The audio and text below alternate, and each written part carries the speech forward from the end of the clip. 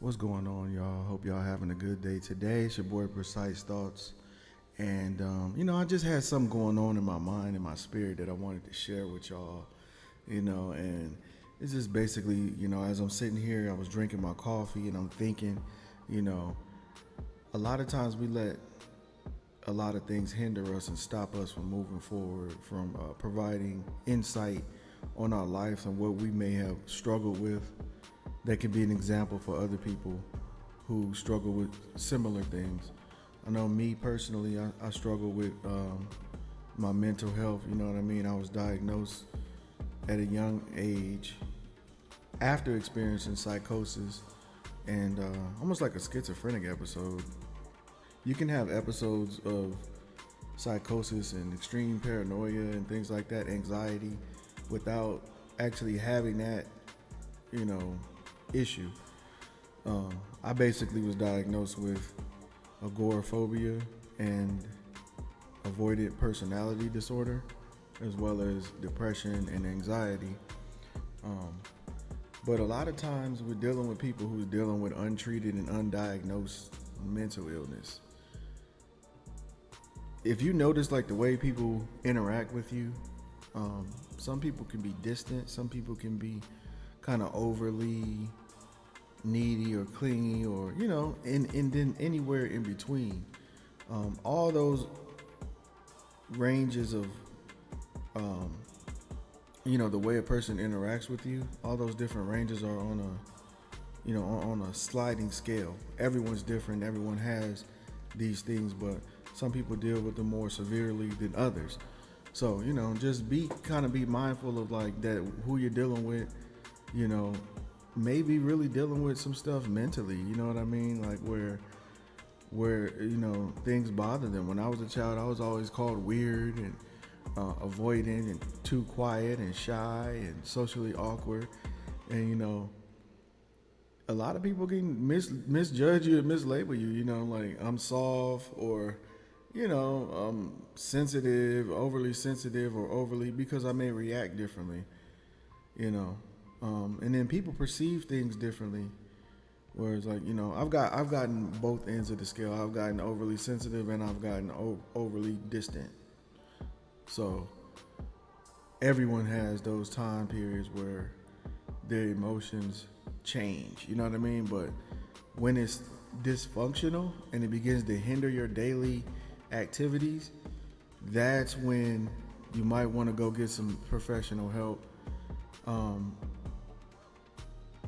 there's a lot of things that help us, institutions or organizations, whether it be your religion, whether it be education, whether it be other social groups.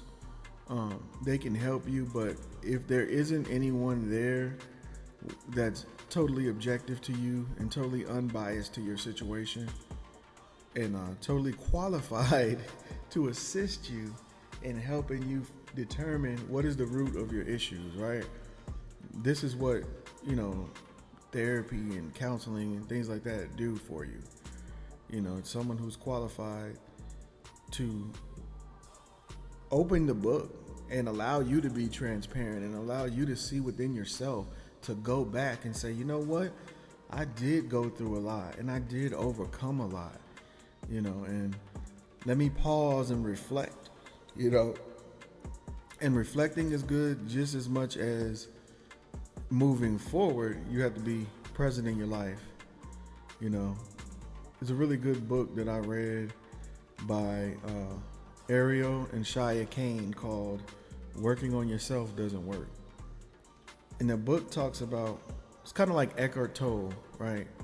When they talk about nowism and basically being more present and being more aware of, what you're doing, in the moment, so that you can be grateful for it. Because a lot of times we take our blessings for granted, and I know I'm jumping all over the place. I started off talking about mental health awareness and things like that.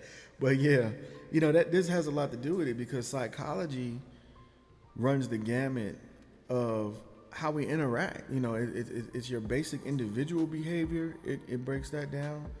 And also it breaks down how you interact with others, right?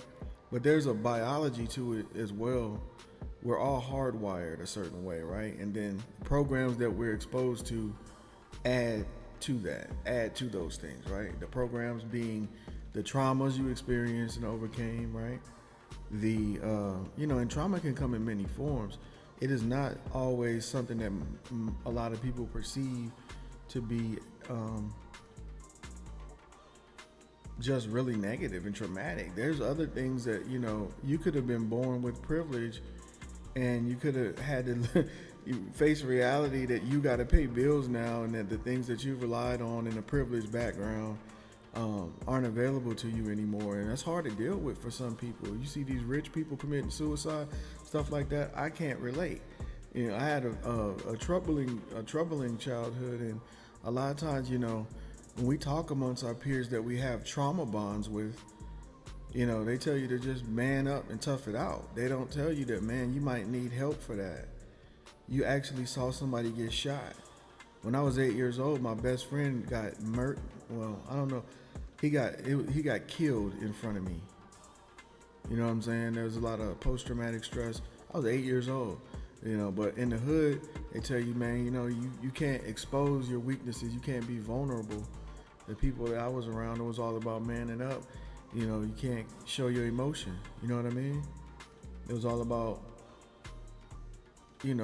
what could we acquire? We always wanted to be the flyest person in the hood. You know what I mean? Enroll with the strongest team and whatnot. But as you begin to grow up and develop, and as you begin to learn about the world and different cultures and stuff like that, you realize what's important. You realize that, the education that you receive is something nobody can take from you. Your moral, your integrity is something no one can take from you. And you can always choose to respond with integrity. Even when people wrong you, you can always, and it comes a point in time where you got to cut it off too. And when you got to man up and face conflict and confront people, and you got to, sometimes you'll be running in phases of your life, you'll be running from conflict. But as you experience conflict and as you understand true resolution, which is communication, you begin to be more wise about how we, carry on with those kind of situations, right? Deal with difficult people, in other words, right? Because at the end of the day, when you look in the mirror, you might be the difficult person. You very well might be. And we have to learn to take accountability for that as well, and not use the fact that we've been through so much trauma and things like that as an excuse to say, hey, I went through this and this. This is who I am, accept me or not. No, we should always want to strive to be a better person. Yes, we need our tribe that supports us and loves us unconditionally because of who we are. And that's another thing too. Maybe I shouldn't use that word like that, unconditionally, because we're dealing with a human experience, right? Love is always going to be conditional, because the way you express it is going to be conditional, because you're not going to express the same kind of love to someone who treats you wrong than you do to someone who treats you right? So that's a condition. The condition is, I love you as long as this is suitable, as long as it's appropriate. You know what I mean? So we got to think about how we frame things. But yeah, that's just something on my mind, y'all. I appreciate y'all for listening to me and checking out my video. I do seek to put out more content, and I hope you guys rock with me and stay with me. Look out me on Precise Thoughts on everything. I'm on Apple Music, Spotify, Facebook music pages, and as well, and also my Financial Talk page on Facebook, and my Precise Thoughts TV on YouTube. If you search YouTube, search Precise Thoughts, you'll find pretty much all my music and a lot of other stuff. So y'all have a good day. I'm out.